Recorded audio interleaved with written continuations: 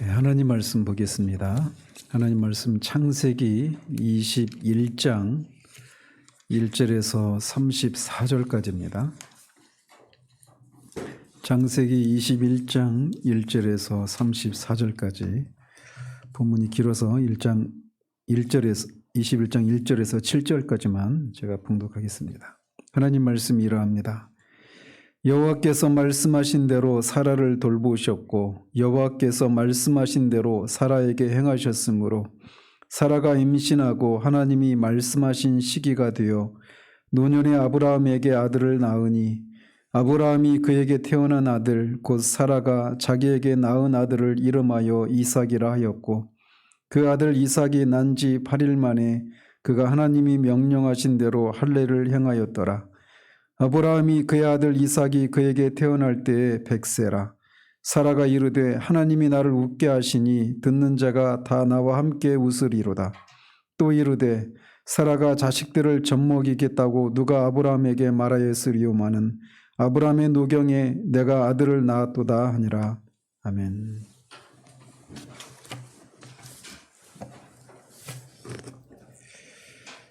지난주에는 아브라함이 24년 전에 애굽에서 범했던 동일한 실수를 그가 그랄 땅 아비멜렉 왕 앞에서 범했던 것에 대해서 살폈습니다.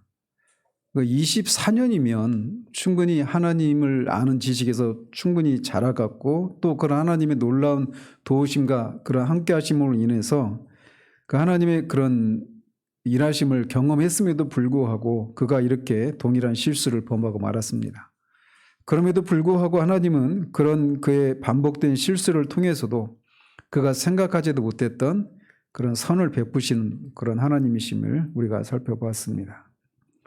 자, 오늘 본문이 좀 길긴 한데 크게 세 가지 사건을 다루고 있습니다. 그래서 1절에서 7절까지는 아브라함과 사라에게 드디어 이삭이 태어난 그런 사건이 기록되어 있고 두 번째는 8절에서 21절까지로 하갈과 이스마엘이 아브라함 부부에게서 쫓겨나고 또 하나님은 그들에게 은혜를 베푸시는 그런 장면이 기록되어 있습니다. 그리고 마지막 22절에서 마지막 절까지는 아브라함과 아비멜렉이 언약을 체결하는 그런 장면이 기록되어 있습니다. 자, 먼저 1절에서 7절까지 보시면 여기에는 이삭의 출생에 대한 기사가 나오고 있습니다. 이삭이 출생한 것은 단순히 그냥 아이를 낳을 수 없었던 불임이었던 사라가 아들을 낳았다 이런 정도의 의미가 아닙니다. 그것도 놀라운 은혜이기도 하죠. 그런데 이 이삭을 낳은 이 사건은 죄인을 구원해서 당신의 백성들로 구성된 하나님 나라를 건설하시고자 하시는 이 하나님의 계획이 한 단계 이제 한 걸음 더 전진했다라고 하는 그런 구속사적인 의미가 있는 사건입니다. 수많은 그런 아들들이 태어났지만 아브라함과 사라 사이에 태어난 이 아들은 구속사적으로 의미가 있는 그런 출생이란 면에서 남다른 그런 출생이라고 할 수가 있습니다. 우리말 성경에는 번역이 생략되어 있지만 언어에는 와우라고 하는 동사로 시작을 합니다. 와우 여호와 이렇게 시작되는데 이제 혹은 그리고 이렇게 시작되는 거예요. 그래서 앞에 우리가 지난주에 살펴봤던 것처럼 앞에 20장에서는 사라의 연고로 아비멜렉 가문에 불임이 일어난 일이 있었단 말이죠. 그런데 이제 21장에서는 출생의 사건이 기록되어 있습니다. 그래서 사라의 연고로 불임이 있었던 그 일과 이 사라에게서 이삭이 태어난 이 모든 일이 하나님의 역사로 말미암은 것이라고 하는 것을 이런 와우 접속사를 통해서 기자가 분명하게 전해주고 있는 거예요. 그래서 이삭이 태어나게 됐는데 이 사건은 하나님이 아브라함에게 말씀하신 약속의 성취로 일어난 사건이었습니다. 그래서 모세는 1절에 두 번이나 여호와께서 말씀하신 대로라고 하는 말을 반복하고 있는 겁니다. 여호와께서 말씀하신 대로 이것은 여호와의 언약을 따라 똑같은 말입니다. 그래서 실제로 하나님은 아브라함에게 이삭이라고 하는 이런 이름을 주시고 그가 태어날 것이라고 하는 것을 17장과 18장에서 두 번 약속하셨는데 드디어 이 약속이 성취가 된 것입니다. 이삭이 태어난 것과 관련해서 그것이 모두 여호와 하나님과 관련된 사건임을 강조하기 위해서 모세가 사용하고 있는 1절에서 사용하고 있는 두 가지 동사를 주목할 필요가 있습니다. 하나는 돌보셨다라고 하는 동사이고 하나는 행하셨다라고 하는 동사입니다. 먼저 이 돌보셨다라고 하는 동사는 원어로 파카드라고 하는 단어인데 이거는 방문하다라고 하는 뜻이 있습니다. 영어로 visit예요. 방문했다. 이거를 우리말 다른 곳에서는 뭐 돌아보셨다, 권념하셨다, 방문하셨다 이런 식으로 다양하게 번역을 합니다. 그래서 이 동사가 이 앞에서 18장과 19장에서 두 번 나오는데 여호와께서 이 사람의 모양으로 두 천사와 함께 나타나셨잖아요. 그때 아브라함을 방문하셨다라고 할 때 이 단어가 사용되었습니다. 그리고 두 천사는 이제 소돔으로 내려갔는데 그 롯을 방문했을 때도 이 동사가 사용되었습니다. 그런데 이렇게 이 동사가 방문하다 이런 뜻으로도 원래 그런 뜻인데 문맥에 따라서는 한 사람의 생각이나 관심을 타인에게 향하다 이런 의미가 있어요. 그래서 하나님이 방문하셨다 이 말은 하나님이 어떤 대상을 향해서 하나님의 관심과 마음을 그들을 향해 이렇게 그들을 향하셨다 이런 의미가 있는 겁니다. 그래서 하나님의 마음과 관심을 어떤 대상에게 향했다 이것은 때로는 구원의 의미로 그 하나님의 마음을 향하시는 것이고 어떤 때는 심판을 내리시기 위해서 하나님의 마음이 그 대상에게 향했다 이렇게도 적용될 수 있는 겁니다. 근데 이 경우는 사라를 돌보셨다 이 얘기는 사라에게 하나님께서 구원의 은혜를 베푸시기 위해서 하나님이 그에게 마음을 그렇게 쏟으신 것이죠.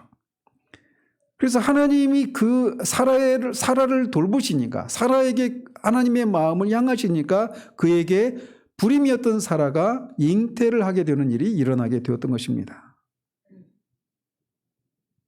또 사라가 이삭을 낳을 수 있었던 것이 이렇게 하나님의 약속대로 하나님이 그녀를 방문하신 결과이기도 하지만 그것뿐만 아니라 하나님의 약속대로 그녀에게 행하셨기 때문에 그녀가 이삭을 출생하게 할 수 있었다라고 모세는 덧붙이고 있습니다.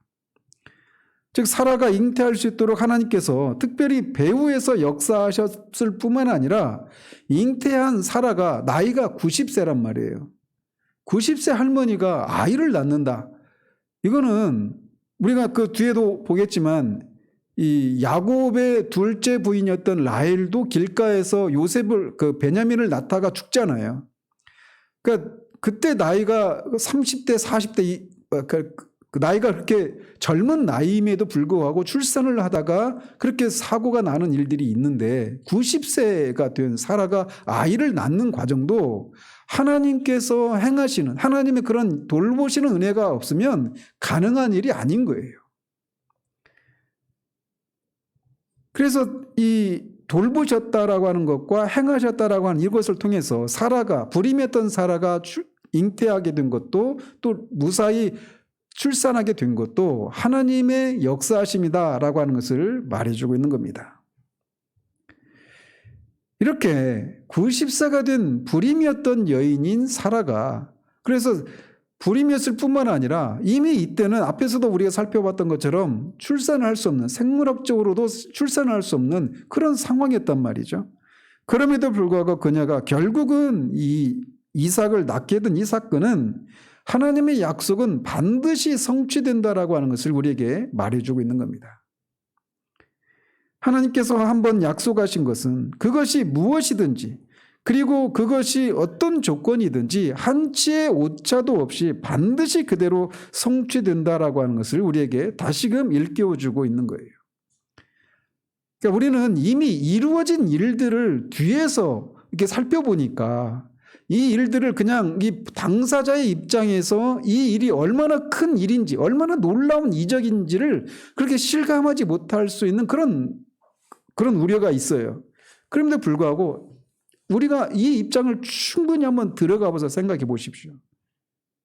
아브라함은 100세였고 사라는 90세였어요. 생물학적으로 낳을 수가 없는 상황이었어요. 그래서 앞에 17장에서도 아들을 낳을 것이다라고 하는 이런 얘기를 처음 들었을 때 사라가 웃었잖아요. 웃을 수밖에 없죠. 아니, 생물학적으로 생리도 끊기고 아이를 낳을 수 없는 이런 할머니가 된 나이에 무슨 아들을 낳겠어요. 그러니까 웃는 것은 인간적으로 보면 굉장히 자연스러운 반응이라고 할 수 있단 말이에요. 그런데 하나님은 인간의 이성과 인간의 그런 과학으로 설명할 수 없는, 해명할 수 없는 그런 놀라운 이적이라고 하는 방식을 통해 하나님의 약속을 반드시 성취하시는 분이시라고 하는 것을 우리에게 말해주고 있는 겁니다. 하나님이 약속하신 것, 구약에서 하나님이 약속하신 것 중에 성취되지 않은 것은 아무것도 없습니다. 이것이 바로 성경이 하나님의 말씀이라고 하는 증거이기도 하는데, 하나님은 이렇게 말씀하신 것은 반드시 성취된다는 거예요. 우리는 이 과정을, 우리는 짧은 사건들을 통해서 이런 약속을 받고 그들이 때로는 불신앙의 모습을 보이기도 하고 의심을 하기도 하고 이런 모습을 보였지만, 결국은 하나님이, 그럼에도 불구하고 하나님이 약속하신 것을 성취하는 이 장면을 우리가 살펴보았단 말이에요.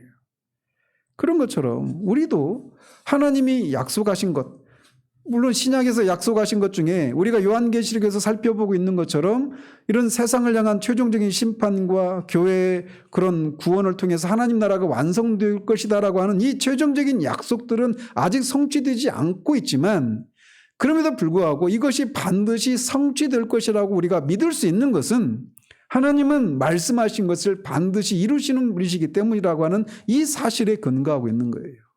그래서 하나님을 믿는다라고 하는 것은 거듭 말씀드리지만 어둠 속을 향해서 그냥 두 눈 질끈 갖고 그냥 뛰어드는 것이 아닙니다. 믿을만 하기 때문에 믿는 거예요.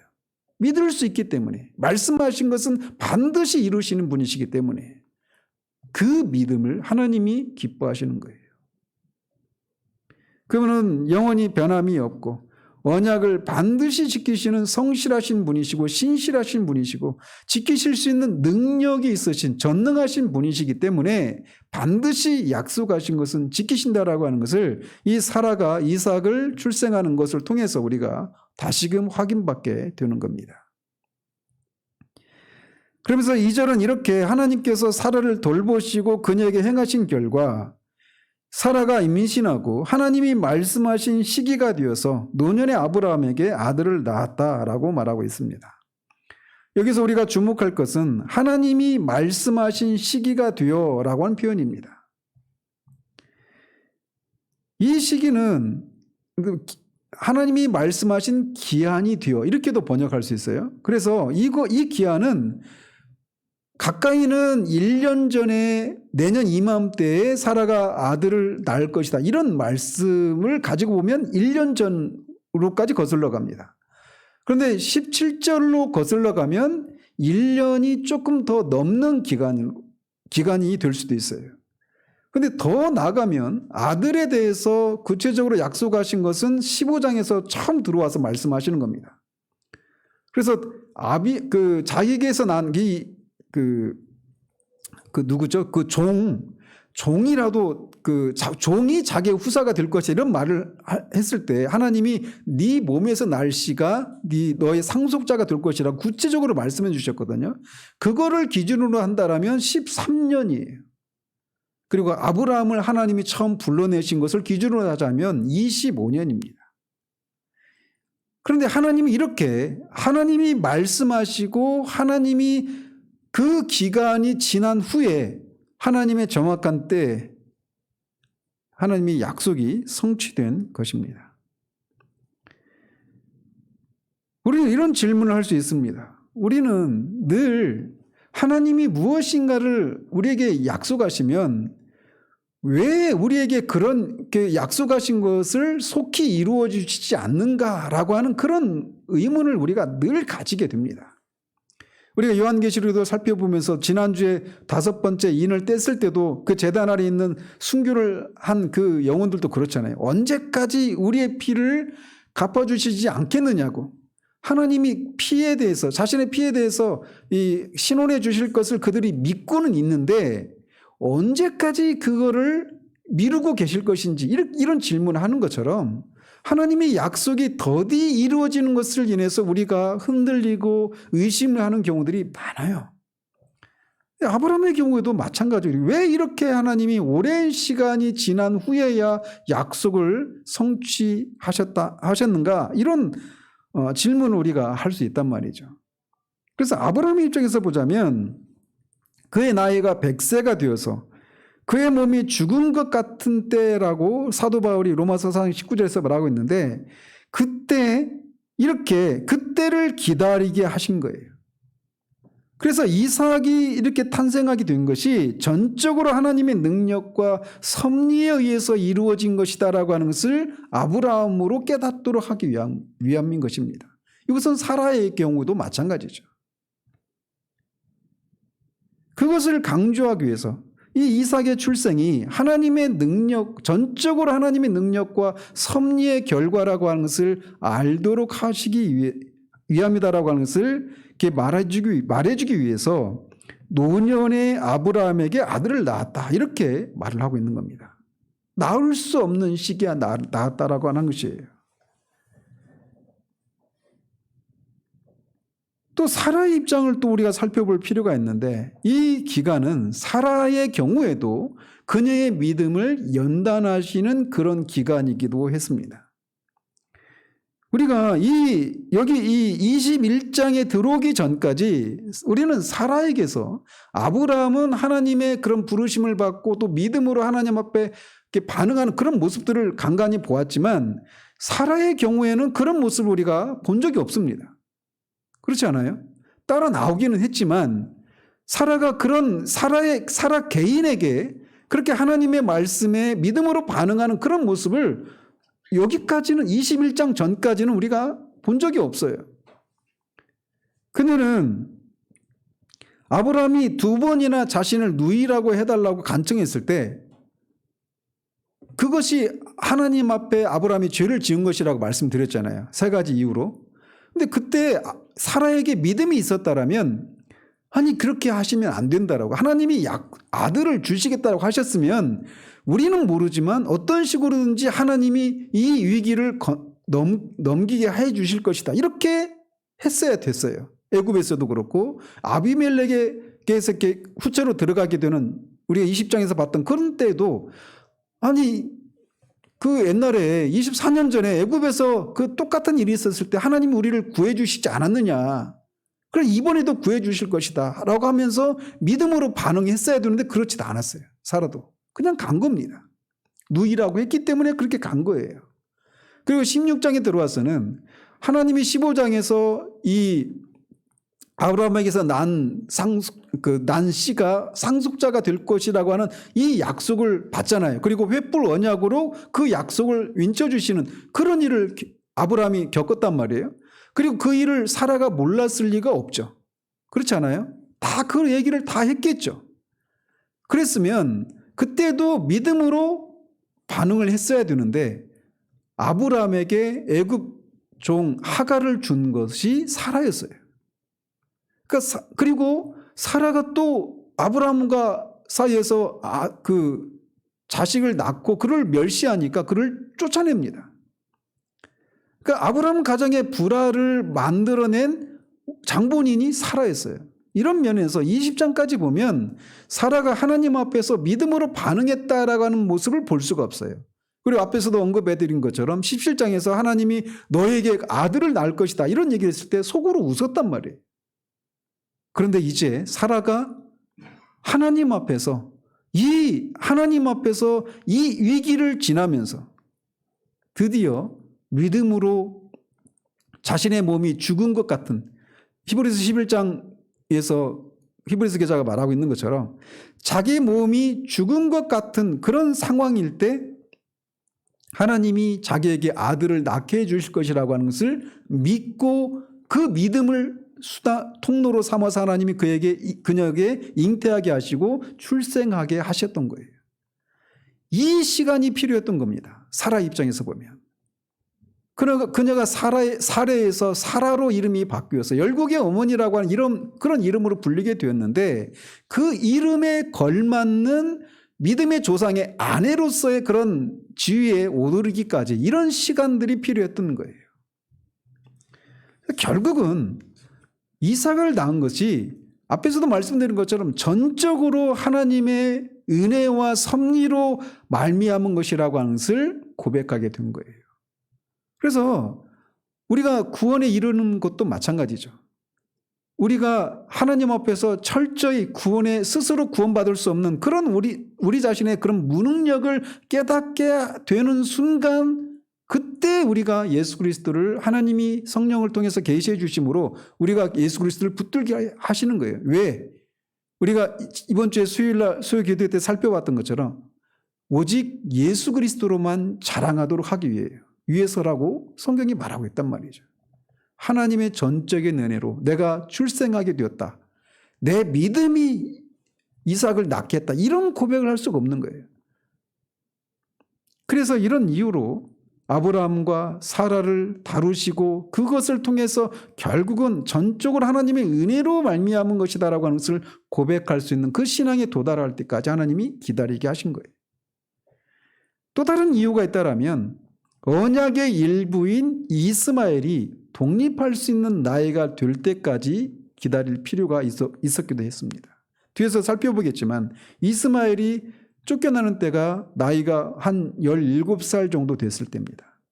우리나라 17살하고 이 사람들이 17살하고는 달라요. 그래서 이스마엘이 비록 언약의 후손은 아니지만 여전히 아브라함의 씨이긴 해요. 그렇죠? 그래서 그래서 이스마엘에게도 하나님이 하갈을 통해서 큰 민족을 이루게 하시겠다라고 16장과 17장에서 말씀하셨단 말이에요. 근데 그 약속을 또 성취하는데도 이 기다림의 시간이 필요했던 것이죠.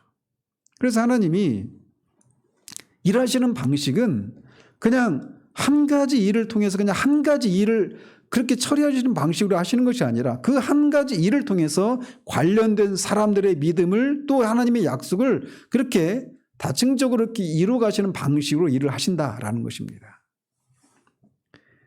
마침내 그 오랜 기다림의 끝에 늙은 아브라함에게서 아들을 낳았습니다. 얼마나 고대했던 그런 아들이었습니까? 우리가 앞에서 살펴봤던 것처럼 아브라함의 그런 성급한 기대와 그래서 어떤 인간적인 방식으로 하나님의 약속을 성취하기 위해서 몇 차례 실수도 반복했지만 그럼에도 불구하고 하나님의 약속이 취소되거나 변경되지 않고 마침내 하나님의 언약이 성취된 것입니다.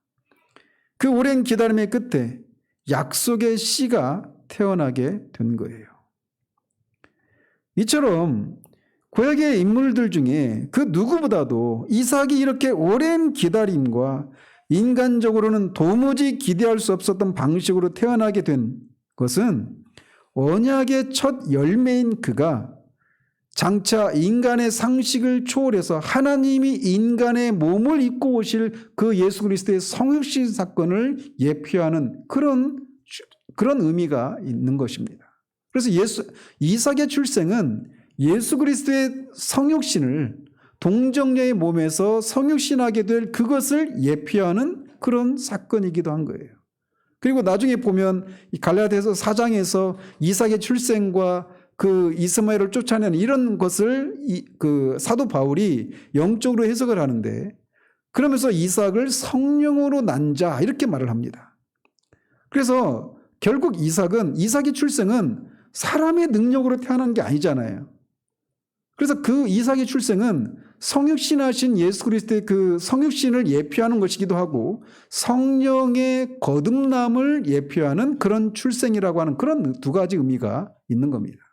물론 이제 우리가 다음 주에 살펴보게 될 22장에서 이제 이삭의 그 생이 예수 그리스도의 십자가의 대속을 상징하는 그런 삶이라고 하는 면에서 이삭이 예수 그리스도를 예표하는 그런 인물이라고 하는 것이 더 이제 절정에 오르게 되는데 이삭의 출생이 그런 의미가 있는 거예요. 예수 그리스도의 성육신의 의미가 예표하는 것이고 또 성령의 거듭남으로 우리가 하나님의 약속의 자녀가 된다라고 하는 이것을 예표하는 그런 의미가 있는 출생이었던 것입니다. 아브라함은 그에게 태어난 이 아들, 즉 사라가 자기에게 낳은 아들을 이삭이라고 이름을 짓고 그에게 난 지 8일 만에 할례를 행합니다. 여기서 아브라함이 그에게 태어난 아들, 또 사라가 자기에게 낳은 아들, 이런 표현을 반복하고 있는 것은 이삭의 출생이 하나님의 놀라운 이적으로 말미암은 것이라고 하는 것을 재차 강조하고 있는 겁니다. 그래서 그의 이름을 이삭이라고 하는데 앞에 하나님은 아들이 낳을 것이고 그의 이름을 이삭이라고 하라, 이렇게 미리 얘기해 주셨어요. 이 히브리어 원어로는 이츠하크라고 하는 단어인데 이삭이 이제 히브리 원어로는 이츠하크예요. 그걸 이츠하크라고 하는데 그걸 이제 우리말로 이삭으로 이렇게 번역을 한 거죠. 근데 이 이츠하크라고 하는 단어는 웃음이라고 하는 뜻이 있습니다. 그래서 웃는다라고 하는 동사로도 사용되고 웃음이라고 하는 명사로도 사용이 되는 거예요. 그래서 아브라함은 하나님이 말씀하신 대로 이삭이라고 하는 이름으로 부르고 그에게 할례를 행했습니다. 이것은 결국 아브라함이 하나님의 말씀을 믿고 순종했다라고 하는 것을 우리에게 보여주고 있는 거예요. 사라는 이렇게 이삭을 낳고서 6절과 7절을 보면 하나님이 나를 웃게 하시니 듣는 자가 다 나와 함께 웃으리로다 라고 말하고 이어서 말하기를 사라가 자식들을 젖먹이겠다고 누가 아브라함에게 말하였으리요마는 아브라함의 노경에 내가 아들을 낳았도다 라고 말을 하고 있습니다. 이것은 아브라함이 100세가 되고 사라가 90세 되던 해에 사라가 이렇게 아들을 낳게 된 큰 그런 축복을 경험하고 나서 이 놀라운 일이 이루어진 것에 대한 기쁨으로 외치고 있는 말입니다. 앞에서도 언급해 드린 것처럼 사라는 하나님께서 아들을 낳을 것이고 그 아들을 이삭이라고 하라, 이런 말을 처음 들었을 때 속으로 웃었습니다. 인간적으로 생각하면 도무지 일어날 수 없는 일이니까 그냥 웃고 말았어요. 그렇지만 하나님께서 이렇게 은혜와 능력을 베푸셔서 사라에게 잉태하게 하시고 그가 무사히 출산하게 하시니까 이제 그는 또다시 웃게 되는 겁니다. 앞에서 17장에서의 사라의 웃음과 21장에서의 사라의 웃음은 성격을 달리하는 웃음인 것이죠. 앞에서의 웃음은 의심의 웃음이요 불신의 웃음이었다라면 지금은 이제 하나님이 베푸신 은혜를 경험한 것을 인해서 웃는 기쁨의 웃음이었던 것입니다. 그녀는 이 웃음을 통해서 히브리서 기자가 말하는 대로 아비멜렉의 후처로 들어갔다가 나온 이후 하나님의 약속을 믿고 이제 그것의 성취를 보고 웃게 된 것입니다. 이처럼 이삭은 그 이름 뜻대로 믿음과 기쁨의 웃음을 안겨다 주는 그런 인물이 된 것입니다. 그리고 이 사라의 기쁨은 이삭이 성장해서 젖을 뗄 때 큰 잔치를 베푸는 것으로 이어지게 됩니다. 우리는 이 사라의 이 기쁨과 웃음을 좀 살펴볼 필요가 있어요. 이 사라의 이 기쁨과 웃음은 기독교 신앙이 관념적인 것이 아니라 하나님을 실제로 만나는 체험에 근거한 것이라고 하는 것을 우리에게 교훈해 줍니다. 이삭을 낳기 전까지는 아무리 하나님의 약속이라 할지라도 사라는 그것을 믿지 못했어요. 그래서 잉태하기 전까지 그녀는 그렇게 의심과 비웃음의 의미로 웃는 그런 여인이었단 말이에요. 그러나 아비멜렉 사건을 경험하고 그 직후에 잉태하고 그 후에 출산을 하게 되었거든요.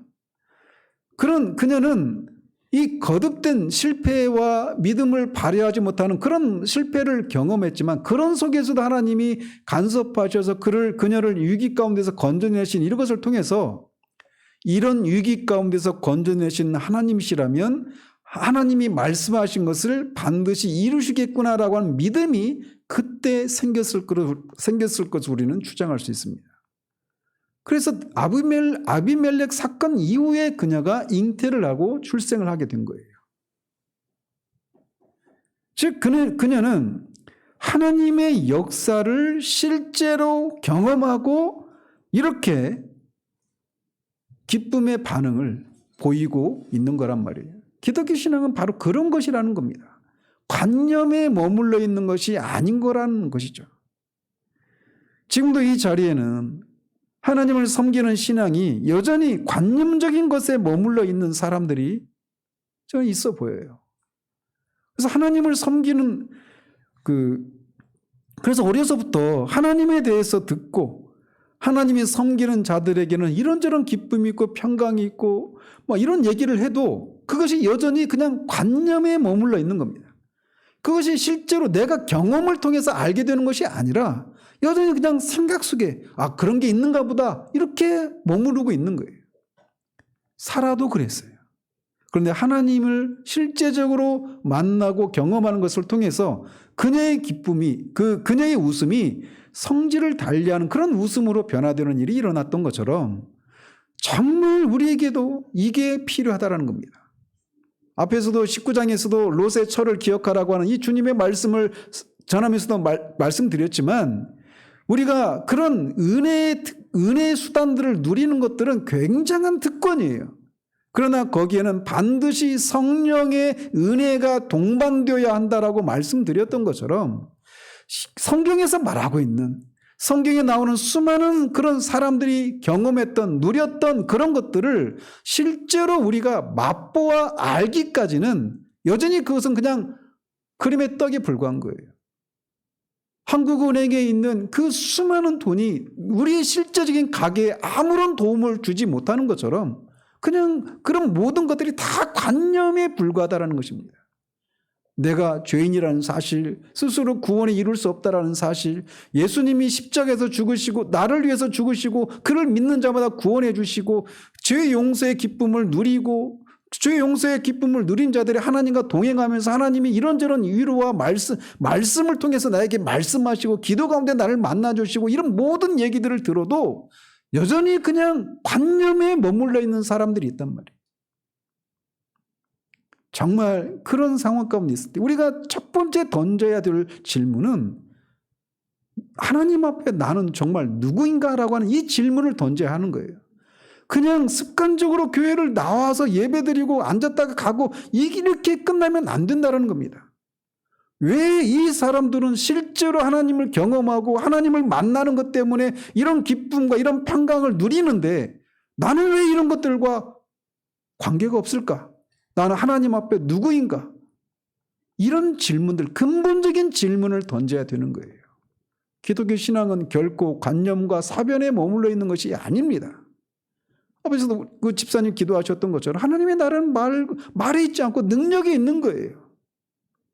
그 하나님을 실제로 만나는 것을 통해서 이 사라의 웃음의 성격이 완전히 바뀌어버리는 것처럼 우리에게도 그런 일이 있어야 되는 거예요.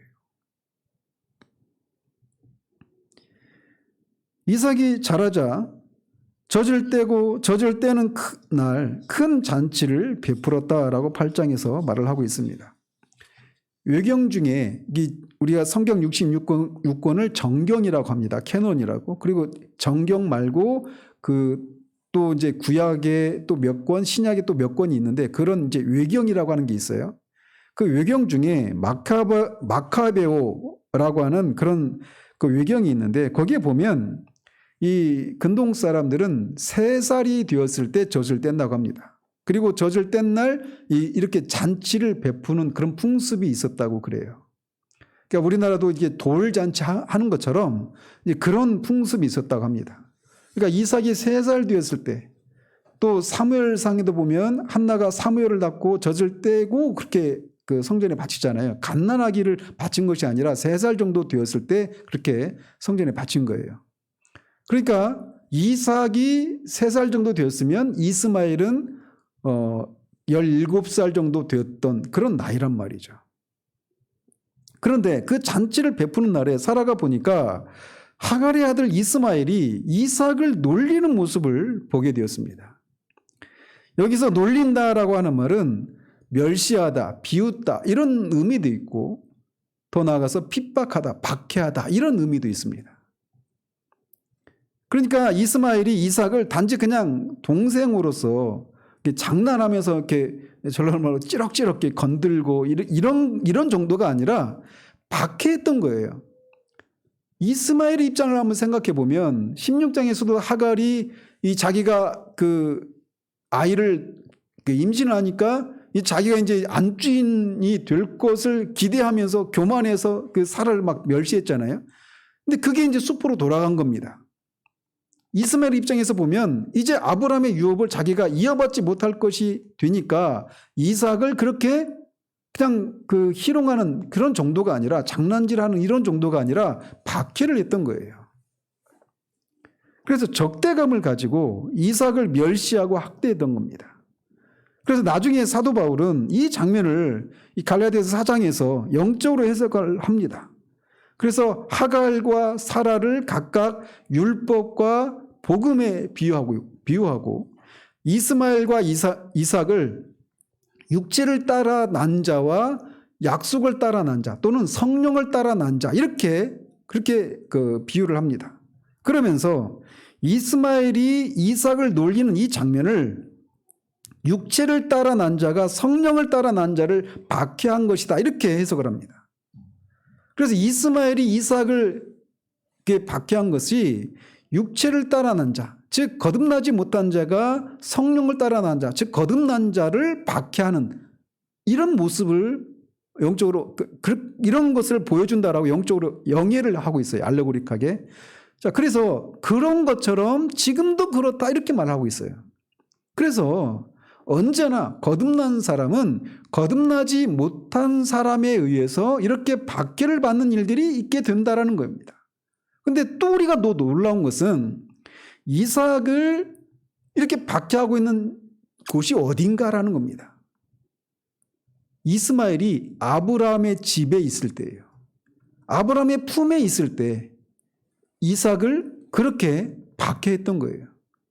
영적으로 또 해석하면 교회에 머물러 있는 이스마엘, 교회에 머물러 있는 육체를 따라 난 사람, 거듭나지 못한 사람이 거듭난 사람을 박해하는 일이 있게 된다는 것입니다.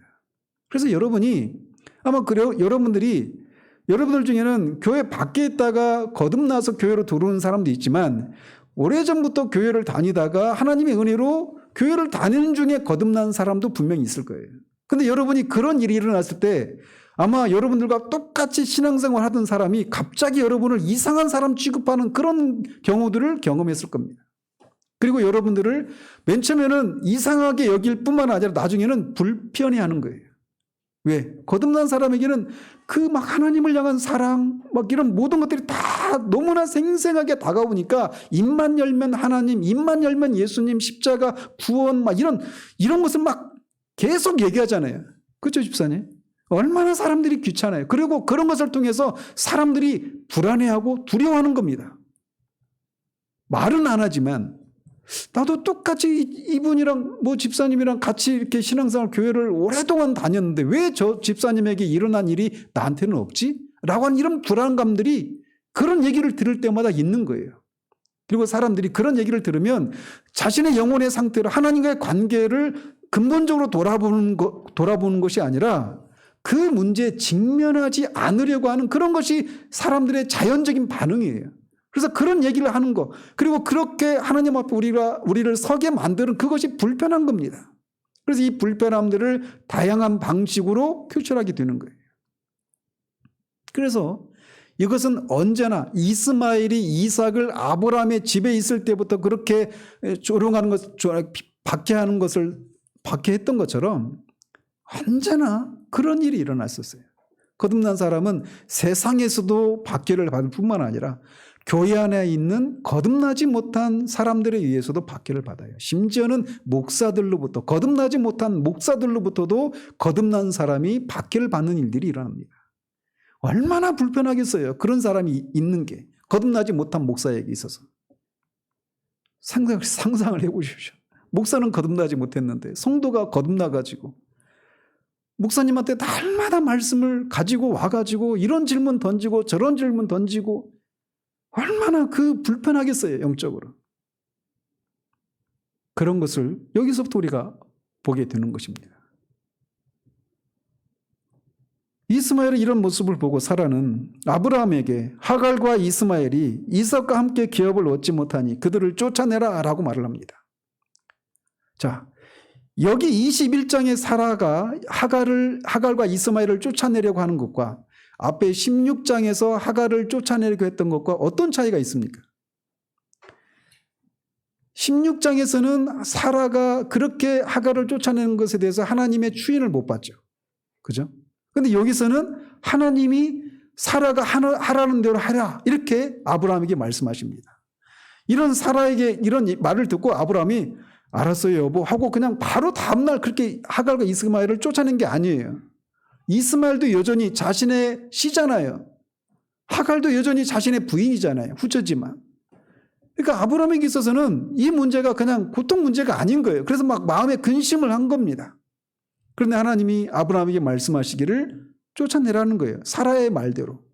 그러면서 그 말씀하시기를 이삭에게서 나는 자라야 네 씨라 부를 것임이니라, 이렇게 말씀하시면서 이 이삭은 언약의 씨이고 언약의 자손이고 이스마엘은 언약의 자식이 아님을 분명히 하고 계신 거예요. 사라도 그것을 본 겁니다. 그러니까 16장에서는 어떤 질투심 때문에, 그 질투심으로 인한 분노 때문에 하갈을 쫓아냈다라면, 이제 여기서는 하나님이 사라의 그 판단을 추인하시는 것처럼, 옳다고 추인하시는 것처럼 이 이삭이 언약과 관련해서 어떤 사람인가에 대한 이런 판단에서 그 이스마엘을 쫓아냈다는 거예요. 이런 면에서 그런 신앙의 변화가 일어나게 된 것이죠. 그래서 이삭에게서 낳은 자라야 네 씨라 부를 것이니라, 이렇게 말씀하시면서 그 둘을 쫓아내라고, 사라의 말대로 쫓아내라고 하십니다. 그러면서도 이스마엘도 아브라함의 씨이기 때문에 그도 큰 민족을 이루게 하겠지만, 쫓아내라고 하시니까 아브라함이 다음날 떡과 물을 한 가죽 부대를 주고 그들을 쫓아냅니다. 인간적으로 보면 이것은 매우 비인간적이고, 오늘날의 용어로 하면 인권을 말살하는 비인권적인 그런 처사죠. 매우 슬픈 일이죠. 그런데 이것을 사도 바울은 또 영적으로 해석을 해서 육체를 따라 난 자는 하나님 나라를 유업으로 얻지 못한다라고 하는 것을 교훈한다라고 해석을 합니다. 따라서 이 장면은, 이스마엘이 쫓겨나는 이 장면은 육의 자손과 영의 자손은 장차 영원히 분리될 것을 미리 보여주는 매우 엄숙한 장면이라고 할 수가 있어요. 이스마엘이 추방되는 이것은 궁극적으로는 성도와 불신자 간의 궁극적인 분리가 일어날 것이라고 하는 것을 보여주고 있는 거예요. 거듭 말씀드리지만 이스마엘도 아브라함의 품에서 난 자식입니다. 아브라함의 품에서 난 자식이지만 언약의 자손과 육체를 따라 난 자는 이렇게 궁극적으로는 영원히 분리되게 된다는 거예요. 성경에서 아브라함의 품을 천국에 이렇게 비유하잖아요. 천국을 아브라함의 품에 안겼다, 이런 식으로 표현하지 않습니까? 그런 것처럼 이 지상에서 또는 우리 가정에서 그렇게 같이 이 세상에서 같이 살지만 결국 거듭난 자와 거듭나지 않은 자가 영원히 분리될 것이라고 하는 것을 이런 이스마엘이 쫓겨나는 것을 통해서 우리에게 교훈해 주고 있는 거예요. 지금은 여기 같이 교회 공동체에서 모여서 같이 신앙생활을 하고 있는 사람들이라도 그가 여전히 성령으로 거듭나지 않은 사람이라면 그런 하나님 나라에 들어갈 수가 없다는 겁니다.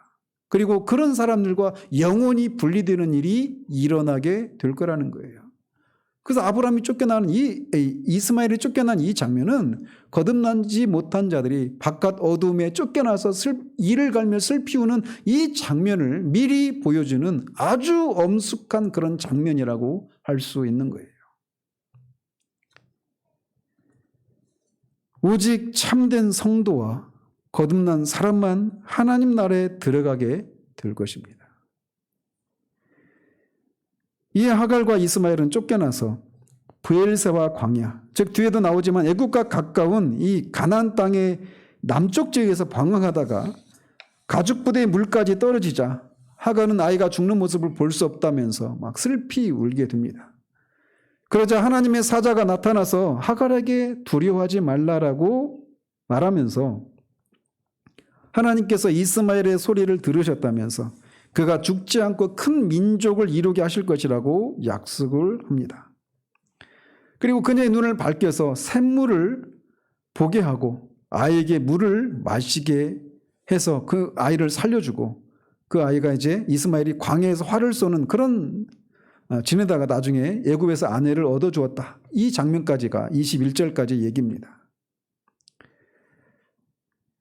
비록 이 이스마엘이 약속의 씨가 아니지만 그래서 육체를 따라 난 자들이지만 자의 그런 표상이지만 그런 이스마엘에게도 하나님이 이런 은혜를 베푸시는 것을 통해 뭘 우리에게 보여주고 있는 거냐?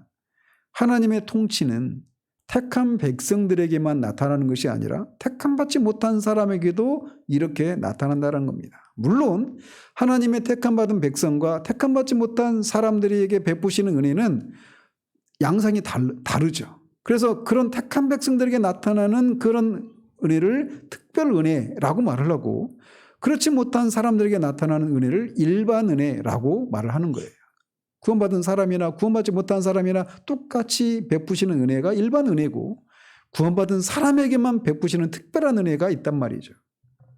이스마엘은 그런 특별한 은혜를 받지 못한 사람이었지만 그럼에도 불구하고 하나님이 이런 일반 은혜를 베풀어 주셔서 그로 하여금 큰 민족을 이룰 수 있도록 해주셨다는 거예요. 이것을 통해서 하나님이 택한 백성들만 통치하시는 믿는 자들만의 하나님이 아니시라 온 세상의 통치자이시고 주인이시다라고 하는 것을 이런 이스마엘을 선대하시는 것을 통해서도 보여주고 있는 것입니다.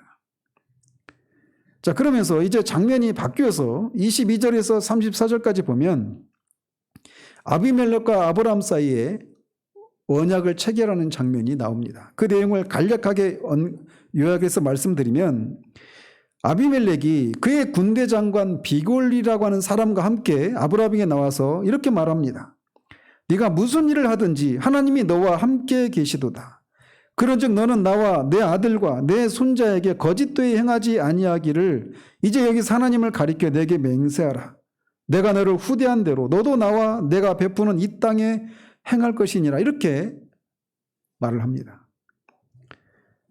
그래서 아브라함이 그렇게 하겠다 이렇게 맹세를 합니다. 그리고 그 이후에 아브라함의 종들과 아비멜렉 종들 사이에 아비멜렉의 종들이 우물을 뺏는 문제가 생겨서 이 문제 때문에 다시 이제 이번에는 아브라함이 아비멜렉에게 요청해서 양 7마리로 이 언약을 체결하고 그것을 부엘세바라고 이름을 그렇게 짓습니다. 즉 이건 맹세의 우물이라고 하는 뜻입니다. 그래서 그 땅에 이제 그렇게 오래 살았다. 이게 이제 22절에서 34절까지의 그런 대략적인 내용들이에요. 근데 여기서 우리가 주목해야 될 것이 이겁니다. 아비멜렉이 아브라함을 찾아와서 먼저 부탁을 했다라는 거예요.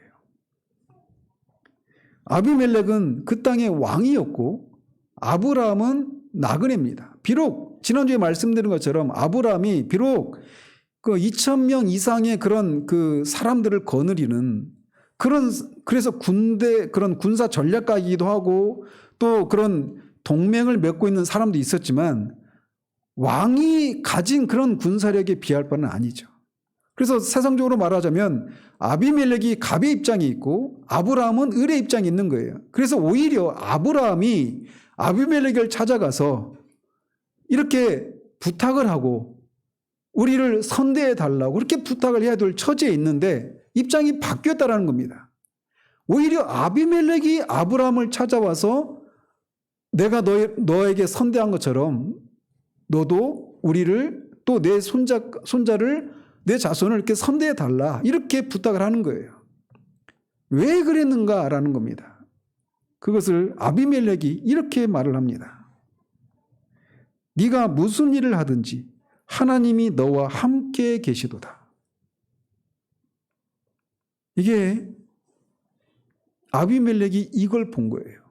아비멜렉은 우리가 지난주에 살펴봤던 것처럼 사라의 연고로 하나님이 그 밤에 그 사라와 관계를 맺을 수 없는 그런 하나님의 그런 초자연적인 개입이 있었어요. 그게 하나님으로 말미암은 것이라고 하는 것을 몰랐겠죠, 처음에는. 근데 그날 밤 꿈에 하나님이 나타나셔서 내가 네 가족을 다 죽여버리겠다. 이렇게 말씀하시는 것을 통해서 이 일이 하나님으로 말미암은 것이고 그 원인이 뭐였는가를 알게 됐어요.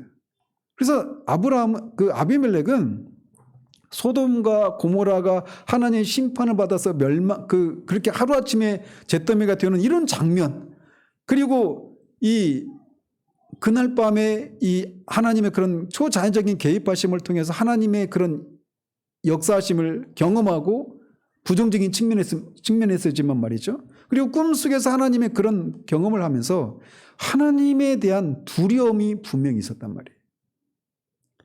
그런데 그런 일이 있고 나서도 시간이 흘러서 아브라함을 계속 그 땅에 살고 있는 아브라함을 지켜보는데 뭔가 다른 거예요. 그게 뭐냐? 하나님이 아브라함과 항상 함께 하신다라고 하는 것을 보게 된 겁니다. 그러면 아비멜렉이 아브라함과 하나님이 함께 하신다라고 하는 것을 보았을 때, 출애굽할 때 이스라엘 백성들 위해 밤에는 불기둥으로 낮에는 구름기둥 이렇게 머물렀던 것처럼 이스라엘 진영에 그렇게 하나님이 그런 임재를 분명히 드러내셨던 것처럼 아비멜렉에게도 그렇게 구름기둥이나 불기둥이 있었느냐? 그건 아니지 않습니까? 아브라함 입장에서 보면 그냥 거기에서 하나님의 말씀을, 그 약속을 받은 자로서 하나님의 말씀을 따라 그냥 그렇게 살았던 거예요. 그런데 그런 삶을, 일상의 삶을 살아가는 과정을 그런 것을 보았는데도, 그런 것을 본 것에 불과한데도 아비멜렉은 아브라함과 하나님이 함께 하신다라는 것을 본 것입니다. 이것이 군사적인 그런 이 비대칭 이런 구조임에도 불구하고 아비멜렉이 아브라함을 두려워해서 먼저 찾아와서 이렇게 언약을 체결하자고 부탁을 하는 이런 일이 초래된 근본적인 원인이었던 겁니다. 하나님이 함께 하시면 이런 일이 일어나게 되는 거예요.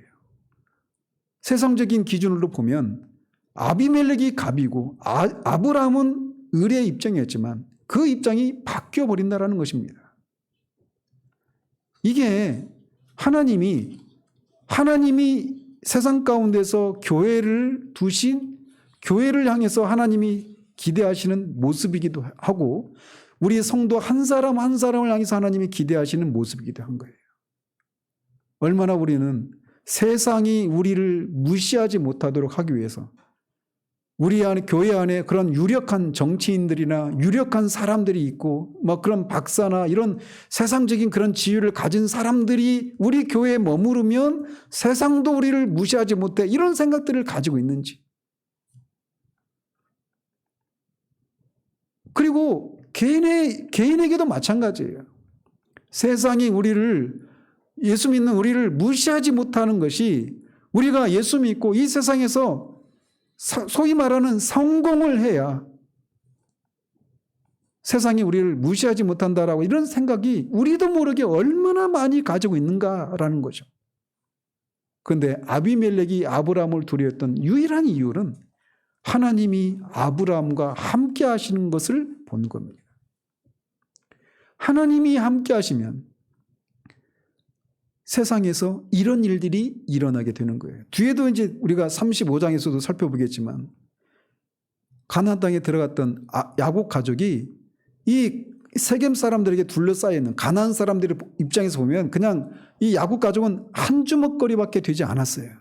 그런데 하나님이 두려워하게 하시니까 이 가나안 사람이 얼씬도 하지 못합니다.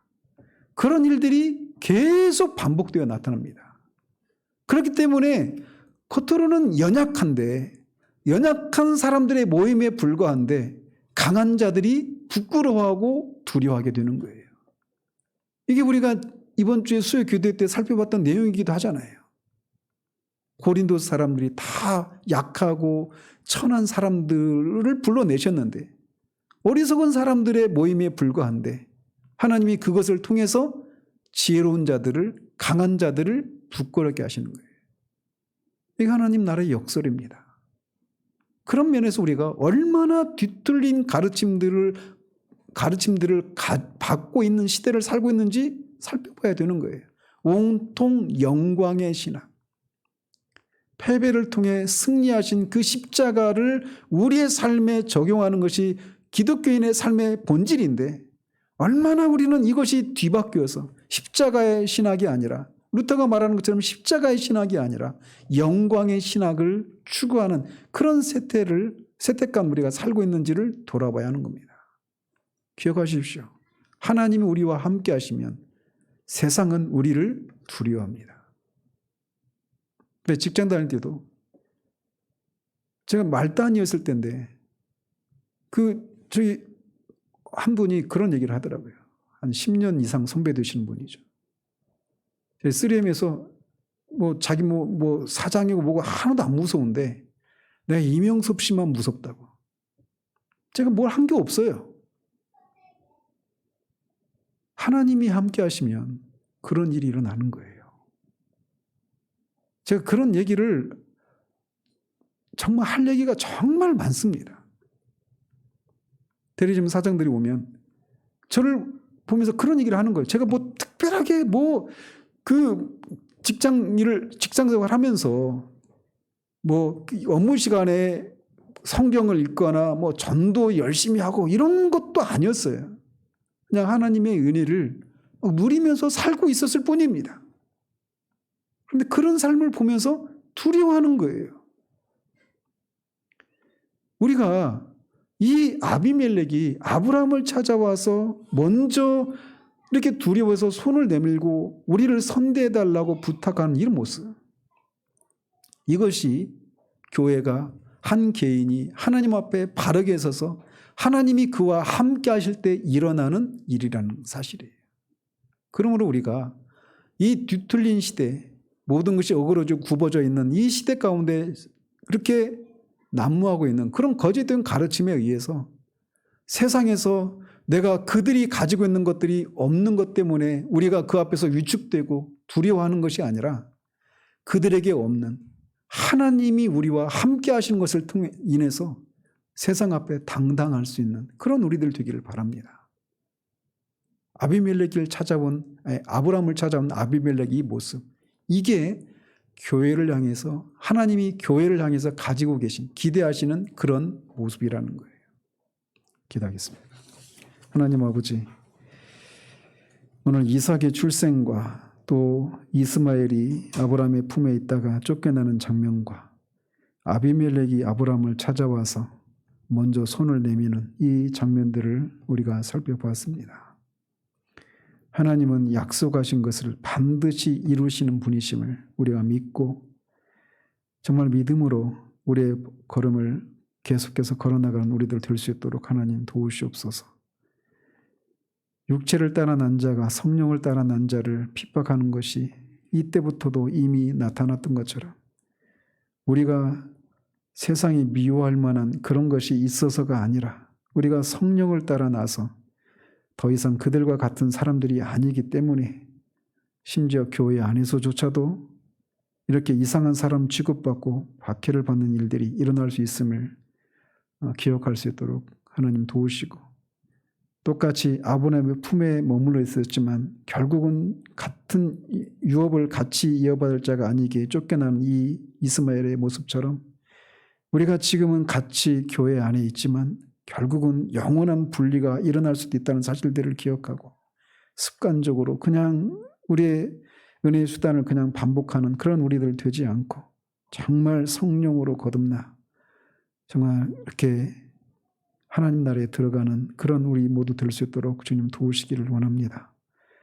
세상에서 우리가 비록 아무것도 가지지 못하고 내놓을 만한 것들이 없는 사람이라 하더라도 우리가 하나님이 우리와 함께 하시면 세상이 우리를 두려워하는 사람이 될 수 있음을 우리가 기억하고 금과 은을 추구하는 자들이 아니라 재물을 추구하는 자들이 아니라 하나님과 동행하심을 추구하는 그런 우리들 될 수 있도록, 그런 우리 교회 될 수 있도록 하나님 도우시기를 원합니다. 예수 그리스도의 이름으로 기도합니다. 아멘.